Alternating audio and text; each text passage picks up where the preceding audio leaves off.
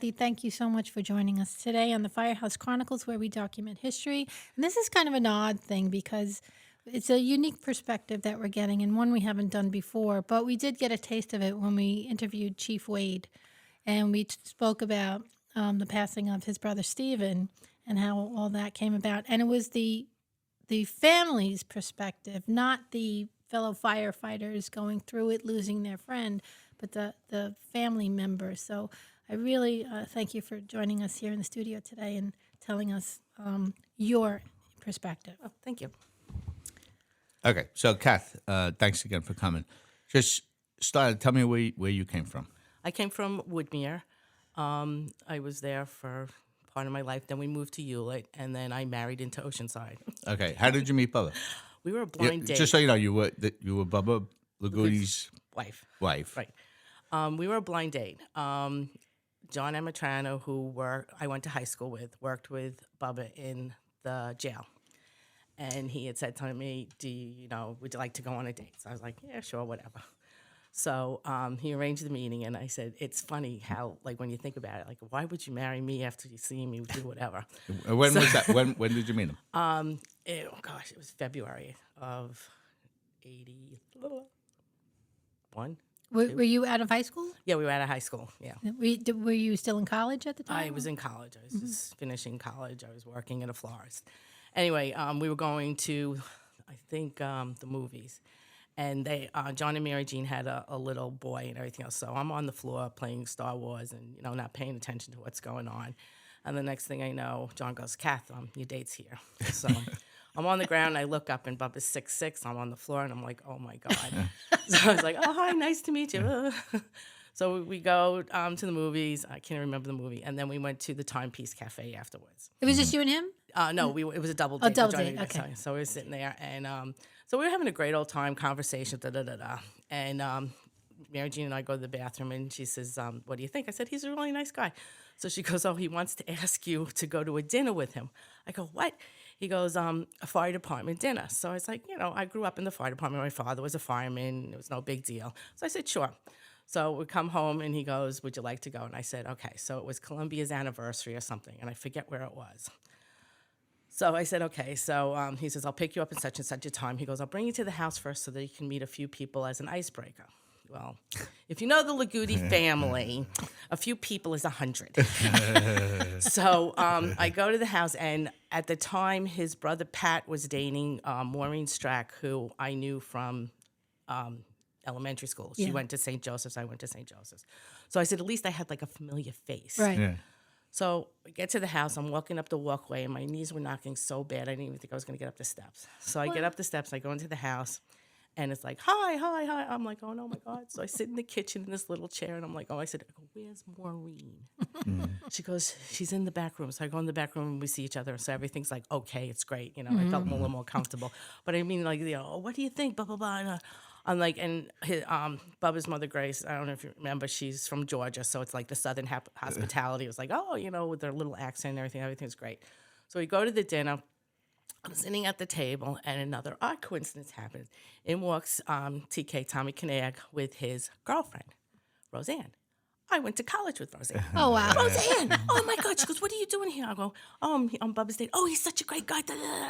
So it was, like, really nice. So the date was over, I said, and we go home, and we're sitting in my driveway, and we're talking and everything else. And he reaches into the back seat, and he pulls out 3 roses. Oh. And I'm like, oh, it was a yellow one, a red one, and a white one. I'm like, oh, thank you so much. Now, being a florist, I knew that it was freezing outside, and these flowers froze to death while we were in the dinner. Oh, no. So I was like, oh, thank you so much. I brought him in the house. I doctored them up as best as I could and everything else. So anyway, the rest is history. We dated, we got engaged, we got married. And everything. So when did you get engaged? Oh, man. I can't even remember. Well, let me say this. You're asking me to go back like 30-something years. How did Bubba do it? Oh, we just talked about getting married and stuff like that. And I said, and it was weird because we were in church. We went to church for something. It was a holy day of obligation. I dragged his ass to church. And we went to church, and we were talking about, getting married. And I said to him, well, why don't we just go and see what the church has available? So we go into the rectory, and we talk to the priest and everything else. And August 28th was available. We thought, okay. So then we go home, and he decides to ask my father's permission in front of me. So, you know, we told him and everything else. So he says to my father, and my father like looked at him. He goes, "If you ever hurt her," and he's like, "Oh, Mr. Grover," he goes, "I will not." You know, I said, "Oh," so he goes, "Okay, you have my permission." I said, "Okay." We booked August 28th.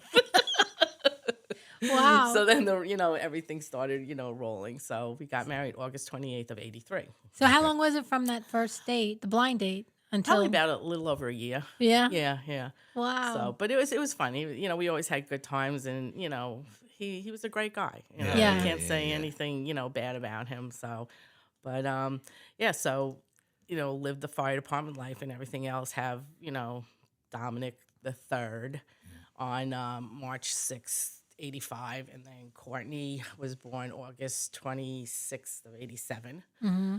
So, and then. Bubba ran. Well, was he, He was- an officer when He was an officer. I think he was an officer for a short time, a captain or something like that. And then he ran for chief and lost, and then ran for chief and won. Okay. And How do you take the loss? I think he expected it because of who he was running against. Okay. Which was who? I think it was Richie Bedell, and Oh, Richie had lost. Oh, yeah. Okay. So I think that's why that came about. So, he won, gets Chiefs. We get the Chiefs car, really great. Kids thought it was great. I remember going on our first call. We were at Pergamon in Baldwin, and call comes in, like, get in the car. And as we're coming down, was it Foxhurst Road by the duck pond? Yeah. A family of ducks decides to cross the road. Oh no. So we can't do anything. And we're sitting there, Wow. ducks go across, we Yeah. get to the call. I was just like, you can't, make this up. It's like, BJ's in the car and he's like cracking up, go through the ducks. I was like, you can't go through the ducks. So, and the rest, whatever. Okay. So he's third assistant chief, second assistant, Third. third. Baby He was- chief, When baby he chief. when he got in third, but He never made it to, no, he did. Because Chris Andos came in as third. So he was just Second. elected into yeah, second. yeah, I think that right. It was Yeah. a couple hours Yeah, before. yeah. Okay. So the day of the fire. Right. All right. Can you talk about that? Do Yeah, you remember sure, it? sure. Okay. Okay. I'm not gonna get April 13th. It was his mother's birthday, April 13th. Okay. So fire was on Long Beach Road in a deli around the corner from the house. He left, was gone forever. Turned on the radio, and news next day, see the fire and everything else. He comes home and, goes through a normal day. How do you feel? I'm tired, everything else. Goes into work because at that time we had a restaurant in Forest Hills called Roxy's. Went into work, it was fine. Came home the next, that night, was laying in bed, and he has, I don't even know how to call it, a seizure, because he just like sat up in bed, looked at me, and then went back down. Mm-hmm. So I was like, okay, so it's weird what you go through. Like, I start, touching him and everything else. First thing I did was felt the bed and realized that he had peed himself. So that was my first clue, is like, this isn't good. Mm-hmm. So I'm trying to turn him over and to do CPR, and I can't. And at that time, unfortunately, we had lost his mother 3 months prior to him passing. Okay. So my kids were still reeling from that, so they would come into bed with us and everything else. So BJ was in bed with us, and he went upstairs. And I'm trying to, maneuver him to do CPR, and my son's on the steps, and he goes, "Mommy, I need you." So what goes through you? Like, what do you do? Right. Yeah. Right. So I was like, okay, so I get him upstairs. I call the fire department. I said, look, Bubba had some type of seizure or something like that. You got to get here. So we were in the basement of the house. So I had to clear everything so that they could get in. Yeah. They get in. I'm upstairs with BJ and Courtney. Actually, Courtney slept through the whole thing. But, the fire department did what they had to do. Mm-hmm. They get him, they revived him downstairs. They get him back, out, and they get him to the hospital and everything else. So I'm trying to think of who brought me to the hospital. I think it was your brother, Kevin. Okay. Kevin was with me, the whole time. Okay. So we get to the hospital, and we're sitting outside the emergency room. We're sitting there, and we're praying because, being Catholic, that's the thing you do. And But you knew it was serious. I knew it was serious, but I didn't know how serious it was Yeah. because they said, But- because they said they had gotten him back. So Yeah, I was like, okay. and I think Bubba was 33 years old at the 33 time. years old at the time, Yeah. yeah. So anyway, so I And was healthy, like, right? he was healthy. There was nothing, that we knew of except that he was this big man. Right. So we're sitting on the curb and everything else, and next thing I hear, boom, coming out of the emergency room, and Donnie Jackson going, "It's no fucking fair." And that's the moment I knew that he was gone. So the next thing I do, I stood up, stood straight up, and Kevin grabs my leg, and I go, "What are you doing?" He goes, "I'm making sure you don't run." And I started to laugh, and he goes, "What's the matter?" I said, "I just heard Bubba's mother say, 'What the fuck are you doing here?'"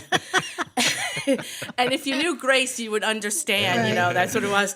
And so we both started laughing. I was like, I can't, like clear as day, her voice. Right. Yeah. What the fuck are you doing here? So they brought me in, and I got to see him, and I said my things. Sorry that he's gone, and we should have done certain things before when you wanted to. And I said, oh no, we'll wait until the next morning. But Yeah. and that was it. And then it was like a roller coaster ride afterwards. I came back to the house, and I said, I remember calling my mother before I left for the hospital, and I said, Mom, Fred and Ellen are here. The kids are okay, but I need you at the house. Something's wrong with Bubba. So I get home, and my mother's not here, at my house. So I'm like, this is like so odd. So I called my mother again, and I said, Ma, I said, how come you're not here? So she goes, why? What happened? I said, I need you at the house. I said, Bubba passed away. So she's like, oh my God. So her and my father get to the house, and I'm sitting in the chair, and comes in, and my father looks at me, and I looked at my father. I said, don't worry, I'm not moving home. So, my mother comes up and she says, I'm so sorry. And I said, no, I said, it's okay. She goes, I heard that the kids were okay. And she went back to sleep. Yeah. So she was upset over that. And I said, Ma, you don't have to be upset. It's okay. I had people here, taking care of me. Like people came out of the woodwork. Mm-hmm. And, we made the arrangements and everything, and, went through the whole funeral thing. And I didn't cry in public. I cried privately. Yeah. Sure. And people would say to me, like, why did you do that? And I said, selfish or not selfish. I said, I knew that if I shed a tear, it would be a chain reaction, and we'd have a freaking mess with all Right. the people crying. Right. Yeah. So, and, that was just me. Yeah. I remember one guy, just couldn't handle it. And I, said it was okay. He goes, but I feel bad. I said, no. I said, I'm okay. You can come and see me afterwards. It's okay. Right. And, different, and then, of course, the fire department funeral, people are coming out of the woodwork, him knowing so many people, just watching all the people come in. And, growing up in the fire department, I know different people in different companies, and they're there, and like I'm saying, how are you doing? And they're like, no, how are you doing? I was like, I'm fine. And I remember this one girl, Julie, she was in rescue. And I remember she helped with one of the fire department picnics. She had really Long hair. it Yeah. was Yeah. beautiful. And she had left and everything else. And I remember her going up to the casket and just totally breaking down and walking out. And I asked somebody, I said, is that Julie? And they go, yeah. So I went running after her. And she looked at me. I said, are you okay? And she says, I can't. And I said, don't worry, I understand. She says, I'm still in shock. She says, I'm sorry that I'm crying. And I said, no, I'm glad you're crying because it meant that he meant something to you. So, she thanked me, and, she went out, and people, and like I would do different little things like that for different people that I would see, and they would like, how can, and I was like, I don't know. I can't explain to you what took over my body. Right. But I did what I knew had to be done to control everything. And I Right. cried in private. Right. It was rough, but, my mother was there with me, and, I did what I did. Right. Got it. And then, so you go to the. How are your kids? through My this? kids were good. When you think about it, How old were they? okay, BJ was 4, Courtney was 22 months. So, BJ understood what was happening?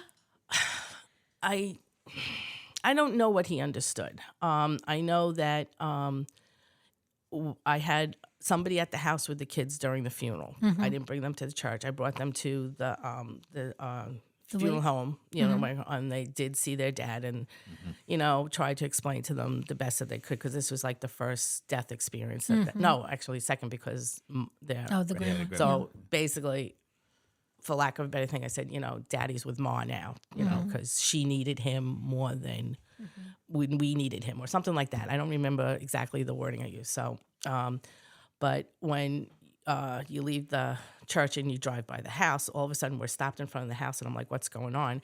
And the kids come running out with the babysitter. And I'm like, wow. Babysitter got sick.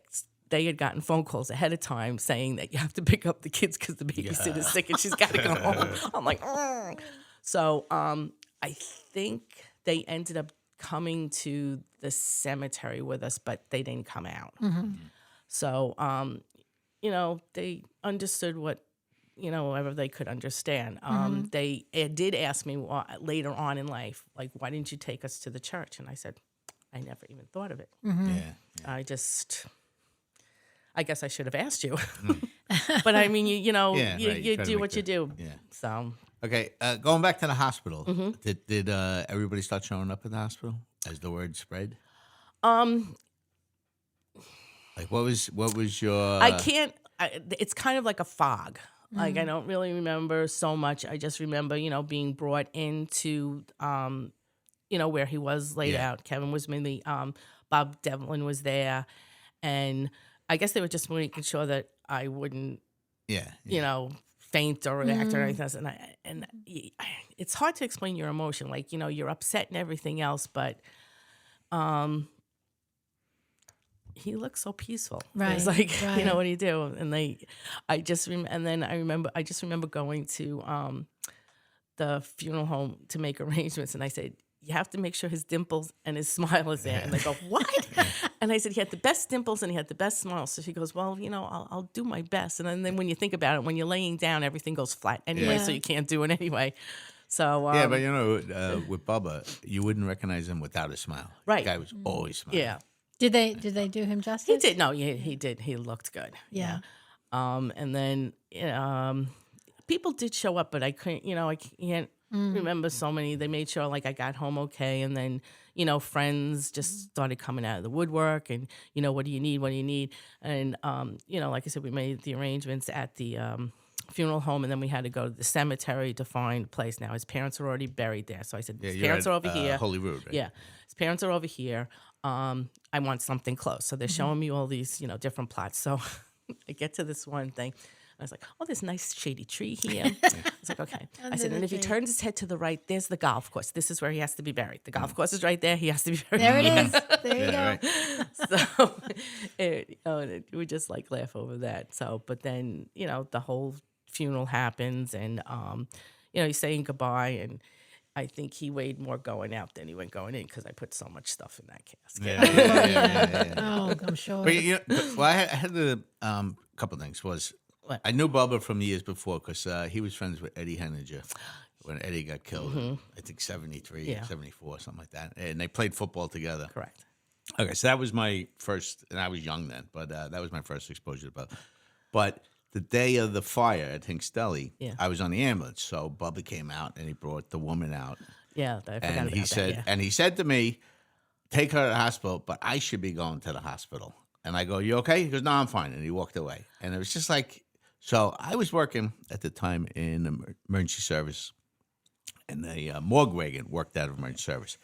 So I would go in every when I started a tour, and they had the book of who they picked up, and I would just look at the names, see anybody from Oceanside, and I looked, and nothing was there. So there was probably 10 names there, and I didn't recognize any. So I was having a cup of coffee, and I get a phone call, and they said, "Hey, Bubba died," and I go, "Bubba died when?" So they go, "Last night," and I go, "No." I said, "I would have seen his name in the book." And they went back in, and I looked, and his name was right there, and just like it just didn't register. Maybe because he's young, like it just didn't register to me. That and it was like, I can't believe it. Like, how did I miss this? Number one, and it's like, how did this whole thing happen? Yeah. And then they said, the fire, and it started there. Well, they said the lady that he took out was like 400 pounds or something like that. Wow. And then stupid sneakers. I just bought him these brand new pair of sneakers. And when they bring all the stuff back, the sneakers were missing. Where are his sneakers? Oh, boy. So they're going, oh. I was like, where are his sneakers? I need those sneakers. I said, find those sneakers. And they're like looking at me. Well, he gave his sneakers to the woman. And she had nothing. So, and the woman is kidding. Mike Sealover's aunt. Okay. So Mike Sealover came to my house with the sneakers, and he says, "You're looking for these?" And I said, "Yes." And he felt so guilty. And I said, "Mike, don't feel guilty. This is part of being a fireman. Unfortunately, whatever." I said, "But you brought me back my sneakers." You still have them? Do you think growing up in that life with your dad serving and whatnot, were you more prepared for? I mean, not that you ever are, and not that you can ever think something like this could ever happen, but because you were in it. Yeah, I think you Growing said you up. experienced it. Yeah. a few Okay. years before. I don't know if you're ever prepared for it, but different things in life. When I was in 9th grade, my good friend Christine Bowker, her father John was chief in Woodmere, and he died in the line of duty on St. Patrick's Day. There was a fire down the block from the firehouse, and he had fallen off the roof and hit his head and succumbed to whatever it is. So, we all grew up together. We were, diaper rats in the firehouse. Right. So,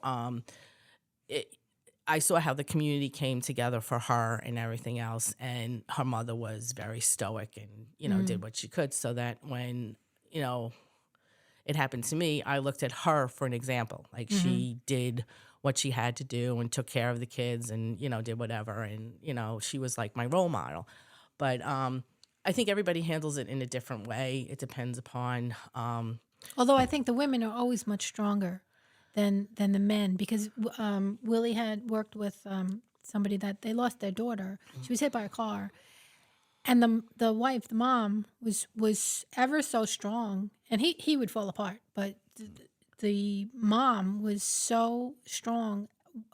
Greeting everybody who came to the wake, and I always think that the women are always a little stronger. We have the nurturing. Yes, Yeah. absolutely. The men, for lack of a better word, men provide, but women nurture. Right. But as catastrophic as it was, you still. And did you yourself take comfort in the fire department? Oh, yeah, they were family? great. I had nothing to worry about. Like when people say, "How do you do it?" I said, "I can pick up the phone, make a phone call, and a person's here." And they're, they came and they checked, and they still included us in everything, and Right. they always made sure that the kids were taken care of. So like I said, it's a nice family to be a part of.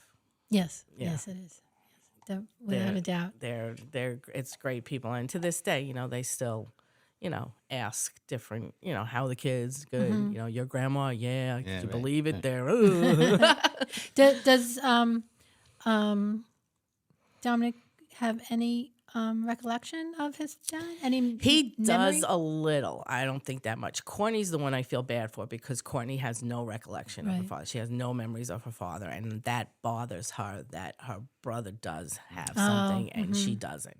So she just sees, old VHS tapes that we have laying Right. around, Right. or pictures, or she hears stories. She's gone into, restaurants, and people stare at her. Now, if you look at Courtney from her nose up, she's 100% Bubba. Right. And she also has his dimples, but she looks just like him. And some man was staring at her when she was in a restaurant one time, and he comes up to her, he goes, "Excuse me," he goes, "But are you Bubba Lagudi's daughter?" So she goes, "Yes. Your father was the most amazing man. He, touched his life in whatever way it was." Sure. So she hears stories. So which is good, but Yeah. it's not like the same as having that memory. Of course, so. Yeah. Absolutely. But yeah, so the kids, Well, what was Bubba outside of the fire department? What did I know? I know. Or was he's he fantastic. ever outside the fire No, department? he's a fantastic chef. oh yeah, he was a great cook. Yeah. It was like, I had a funny story because I was telling Freddie Robinson the other day about it. When we were doing the odd and even gas yeah. the gas stations, right? And I was at the gas station by the corner of Brower and Oceanside Road, and Bubba pulled in and cut the line, right? And he was a cook at the jail at the time, and the guy goes, the gas guy goes, "Hey, you can't do that." And Bubba looked at me and he goes, "Do I got to take out my badge or what?" So I go, "He's important." So he goes, "Okay, all right, well, guess you." No, he like I said, he worked at the jail. Then he got promoted to Holly Patterson Nursing Home, which is around the time BJ was born. And then his uncle gave him the opportunity to, work in his own restaurant, which is what he's always wanted to do. And Was that what he trained in school for? he went to culinary at Yeah. Sullivan County. Uh-huh. So he loved it. He opens it up, and he had different people from the jail come and help him. And his friend, John Amatrano, was like the one who introduced us, was his right hand man. And Fred Roth was also there, and they built this restaurant. They made him menu, and they did everything, and he loved cooking. Yeah, Right. yeah, He was yeah. great. I mean, I He could used to never. do, the fire department band every year. He did our Christmas party, and he would okay. cater the whole thing. And it was always, call Bubba. He'll do the whole thing. Yeah. Well, yeah, and you learn.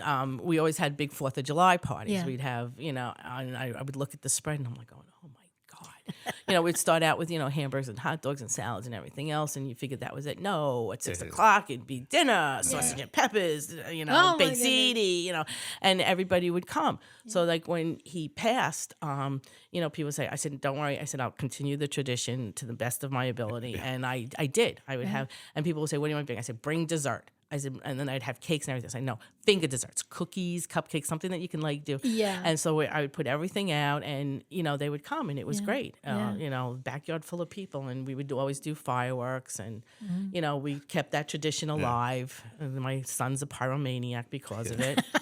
So thank God he lives in Pennsylvania, because you can do You can fireworks live, there. yeah. But So how long were you with Bubba total? 5 years. Okay. Yeah, that was. Did you know his dad? No, I did not know his dad. His Okay. dad passed away before I even came into the picture. So, so I just knew his mother, and his brothers and his sister, and the extended Italian family, and his grandmother, the little Italian lady. She was so cute. We would go over there all the time with the kids and everything else. And when he died, I never told her. And I said, I asked anyway. I said, did you tell grandma? And they said, no, we can't. Yeah. And I said, Would it have killed her? probably. Yeah. So I never went to the house after Bubba died. So I never saw her, because we were always together. And I said, if I walk in with that, Yeah, right. I said, I can't do it. So I was Yes. like, so I said, I'm probably, when she died, she says, oh, what are you doing here? Isn't it? It's amazing the ripple effect one person can have, and it was like Bubba affected an entire world of people, and sometimes you might not know it, and the person you would least think would have had the most one of the effect. things they did in the fire department after Bubba passed away, so the couple of city firemen go, oh, we have a guy who does counseling, and we're going to bring him in for the fire department. And they brought him in, and I said, what happened was that he came, there had to be 100 guys that showed up at the fire, Salamander.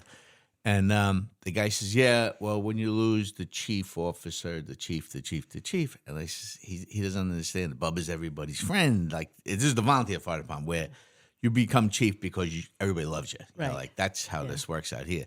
And they kept putting it as, in the paid fire department, the chief is the guy you look up to, and the guy that, and it was like, they're just not getting that, how much Bubba was part of. Yeah, I remember he that. came to the house and he spoke to me, and I was like, this guy's an idiot. Yeah. Sorry. right. It was like he was doing his thing as far as the city firemen go, but it didn't work out here. Yeah. So So yeah, it was good. I mean, like the guy, the fire department did supply, therapy for me, and BJ was the one who needed it because he understood, more. But everybody's different. It's just like you talk to people, and Did he go into the fire department when he turned 18? yes, but he's not in it anymore. No. No. Yeah, he did go for while he was here on Long Island. Now he's No interest in Pennsylvania? not as of yet. The area that he's in is very rural, and he's how did he end up in Pennsylvania? Choice? Yeah, well, yeah, he married a girl who's lived in Oh, Pennsylvania, okay. so Oh, that's okay. why he did. He was my he was a tough one. I think he suffered the most from, what happened, and of course, some stupid idiot says to him, you're the man of the family now. You have to take care of your mother. Oh, you boy. don't say that to a At 4 years 4-year-old. old? Yeah. So I think in the back of his mind, he always felt that he had to, Yeah. be protective of me and stuff like that. And, he grew up, and we had our crutches with him. Go. Okay. And how did you make out after all of this? I know you remarried. Yeah, Okay. I remarried. After 6 years, another blind date, You and Blake. remarried. He was very good with the kids. Did he have kids of his No, own? he didn't have any kids of his own, and but we have a daughter together. So, What's his name? Anthony. Okay. So he's from Baldwin. So and he kind of like knew of Bubba. But Right. like everybody knows The of Bubba. legend lives. Yeah. So, but he's we remarried. He was good with the kids. Yes. I remember Courtney got hurt. Her and BJ were outside playing, and she ripped open the back of her leg, and we ended up having to take her to the hospital, get stitches and everything else. And it was like so weird. I remember she fell, and they come, and there was no blood. It just like sliced open like a chicken cutlet. But Wow. there was no blood. It was so weird. And I called the fire department. They come, and they're going, "Where is it?" I said, "It's the back of her leg." So I pushed her over, and they looked at it, and I remember them putting on gloves, and I'm going, "You know her. Why are you putting on gloves?" So, but it's during the AIDS epidemic, and he goes, "If I don't do it for her and I forget and something happens," I said, "But I was so pissed they were putting on gloves." Yeah. I was like, "You've known her since she was born." Yeah. So I said, so we go to the hospital. She gets all stitched up and everything, and we come home, and the first thing she goes, "I want Tony." I'm like, meanwhile we had only been dating like I want Tony. I'm like, oh. So I call him up and I tell him what happened. He comes over with this big Spuds McKenzie dog that he had won, and he gave it to Courtney, and the two of them are sitting on the couch like, I'm like, oh no, God. I said, either this is gonna scare him away or he's Yes. gonna like want to be part of the family. It's one of two ways that this is going to go. Yeah, but Wow. So that's and after things had settled down, were the kids finally in an okay place? yeah. I think they, all every once in a while, I think something comes up and they'll, think of something. But, like I said, there was always something. I started to tell you before. They did a documentary, Keith Lane with, I'm trying to think of the woman's name, Peggy Penny Crone. Fox 5. Yeah. Okay. So they were Penny doing, Crone. they were doing this documentary and stuff like that. And he had asked me, he goes, "Would you want to be interviewed?" And I said, "Keith, anything you want me to do. I don't care." Right. So they came to the house, and they asked us different questions, and that's when I brought up my girlfriend's mother, and the kids were in it, and I said, I remember Courtney had a black eye. She fell, and I was like, "Oh my God, they're gonna think I beat this kid on national TV, black eye." Oh, no. Yeah. But they kind of talked to the kids, and everything was good, and we saw it, and then the next day, Bob Jacoby goes, "I didn't know you knew Rita Bauca." I said, "I grew up in Woodmere." I said, "How do you know them?" He goes, "I was, I knew your father." And it's like a small world. It's like a chain ripple. Like somebody always knows somebody who knows somebody who knows somebody. So you have to watch it. So that's why I always tell the kids, this is how you get in trouble. Because somebody knows somebody. But I said, like I said, it's a close knit family. Yes. It's a really good thing. Very good. I remember that. So I joined the department in '89, and my first standby was, I think it was like December or January, and that was on the TV, that show, and it was so raw and so new that everything had just happened, and it was just nothing but silence, and I didn't know. I had just joined, and I'm like, "Oh, who's Bubba? Who's this Bubba?" It's like, oh my goodness, but the whole room was silent and watching the TV. Yeah, because for the longest time they didn't do anything with the deli. It just stood there, boarded up and everything else. And I said something to him. I said, "It's been over a year." And I said, "It's still." Yeah. So, and like after that was shown, boom, stuff happened. I can imagine. And what's good with the fire department is in Emmitsburg, Maryland, they have the Firemen's Memorial. So you get invited there every year, and they have a group. It's a national? Yeah.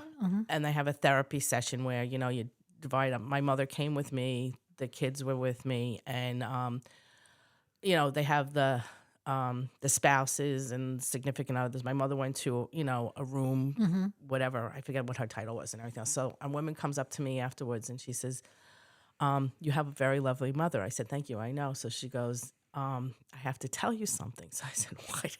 So she goes, your mother's very upset still. I go, why? So she goes, because she wasn't there for you. Oh, wow. And I said, what do you mean? So she says, my mother relived the story about, and my mother was crying for this woman. I was like, oh my God. And she said, she heard you say everything was okay. And she said she went back to sleep. And she goes, and it bothers her that she went back to sleep. So I went up to my mother and I said, Ma, I said, don't even think about it. I said, you came when I needed you. Everything was taken care of. I said, you are with me now. I said, please do not feel guilty. So from that day on, I said, anytime you called my mother in the middle of the night, she sat up in bed and made sure her 2 feet were on the floor because she would never do it again. But I said, it's something that, I said, Mom, why didn't you tell me? So she goes, because I didn't want to upset you. And I said, it's like so funny. Like everybody's so protective of you. They don't want to say anything to upset you because they don't want you to cry. I said, but there's difference between sad tears and happy tears. And it's a thin line. But I said, most of the time when, you talk and you shed the tear, it's a happy tear because that memory's still with you and it's always in your heart, which is a good thing because you never want to not relive these stories. That's why it's a good thing that you're doing this because our brains are losing things. Right. How did your dad fare? My dad, I think, was in shock because, like I said, when I got when he asked permission, he goes, "Don't you ever hurt her?" And I think not that he hurt me on purpose, but he wasn't there. And I said, "Dad," I said, "Don't worry." Yeah. And he goes, "I just, it's shock. Like it's an emotion that I don't think he could have dealt with. It was had a hard time, and you just do what you do. Yes. Yeah. To lose a friend and then you lose a son-in-law. Right. Same thing. It's like, Oh. but men handle things differently. Sorry. What is your connection with Chief Jacoby? Jacoby, he was in Woodmere, which at the same time my father was. I think my father was. They're not the same age. No. He was older. My father was captain on ladder, and Bob was under him, or they were both officers at the same time. But I know my father was a truckie. In the same company? In the same, well, Woodmere, everybody at houses under one roof, I not see. like an Oceanside one. It was split all. I said, what the heck is this?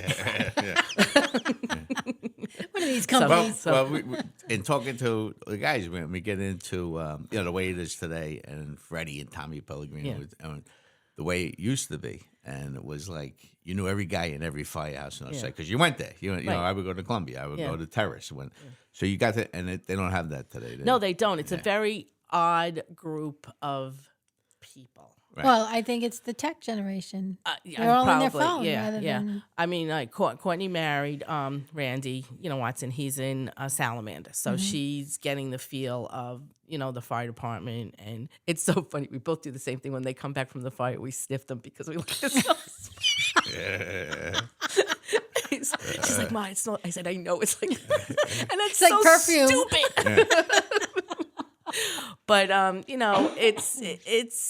it's good. But I look at that generation and I'm like going, I know, sad. I don't think they have the they say that they have it. I don't think the camaraderie that you guys Oh no, have. absolutely not. They no. all say that they do. They have like that little tattoo that says camaraderie. It's like, it's on your ass. That's why. It's like, but I mean, I don't think they have the same.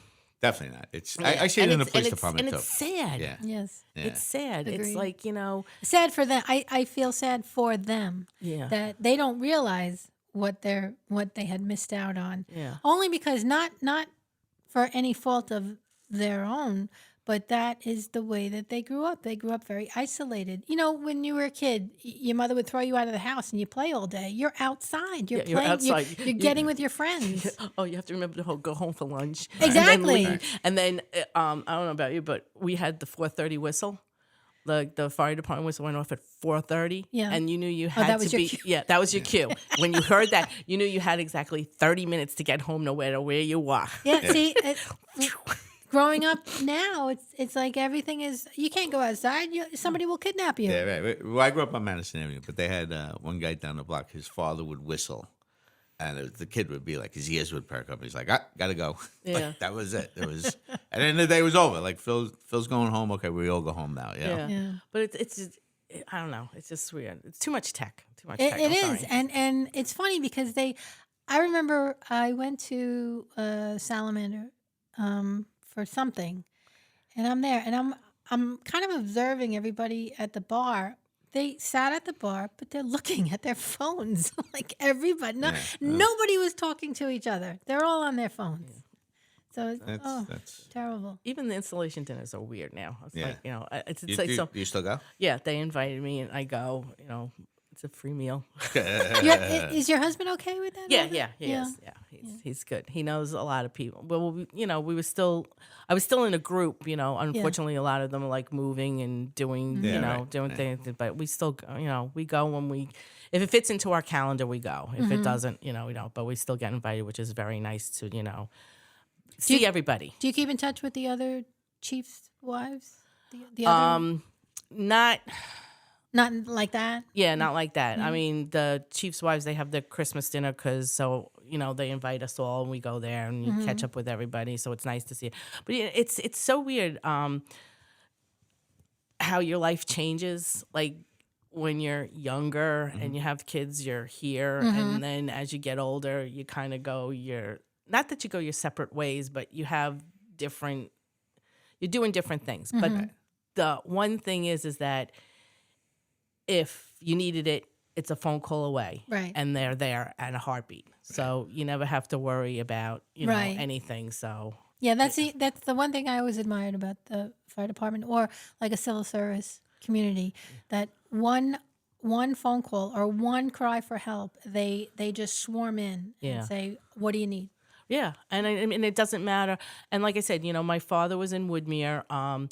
He went associate, so he hadn't been active. But when my mother got sick, it was a phone call away. He would call, we need help transporting her. Oceanside couldn't do it. We called Woodmere. My friend Richie was chief then, and he made arrangements. They came, they took care of my mother. They brought her in. I wrote a letter to the chief. I said, thank you so much. This is why I'm part of this family still and everything else and stuff like that. But, and then, my father passes and, same thing happens. You don't have to worry about anything. They're always there no matter what. So it's a good Extended thing. family. Yeah. Yeah, that's good. All right, so Is your husband in the fire department? Not at all. Never was? No. Okay. Like I said, it takes a certain person who can do it. Right. But if your kids were to join BJ, Courtney, Brianna, would that worry No, you? and it's so funny. Growing up in my generation, girls weren't in the fire department. Oh, right. Of course. But yes. we wanted to be, and we couldn't be. So you had to wait until you were like an old adult. Like my girlfriend Christine, she's in the fire department at Woodmere. She's an EMS person. Yeah. But she was able to do that. I said, now. When I joined, the door was already open. And I think how many, Willie, were before me? It's like a handful, not maybe. many. Yeah. More than 5, but I think less than 10 when I came on the scene. But like you said, it was already open. Yeah. But more women are doing nice. Like I look at Karen Bedell, chief. Yes, all right. yeah. Yeah. That's right. So that's good. Okay, so listen, we appreciate you coming down, and again, the fire department. That's how I know you is all these years. So we appreciate you taking time to talk about it, and if you ever need anything, to call us. I know. Thank you so much. And I'm glad you were able to give us like insight from the family point of view. Yeah. And you know what? I hope people get some good out of this conversation. Right. I think it's just you look at talking about the new generation. You look at Bubba. It's a line in a book. Bubba passed away. Blah blah blah. Yeah. Who was Bubba, and what did he do? What did he mean to people like of my generation? I think it tells a lot.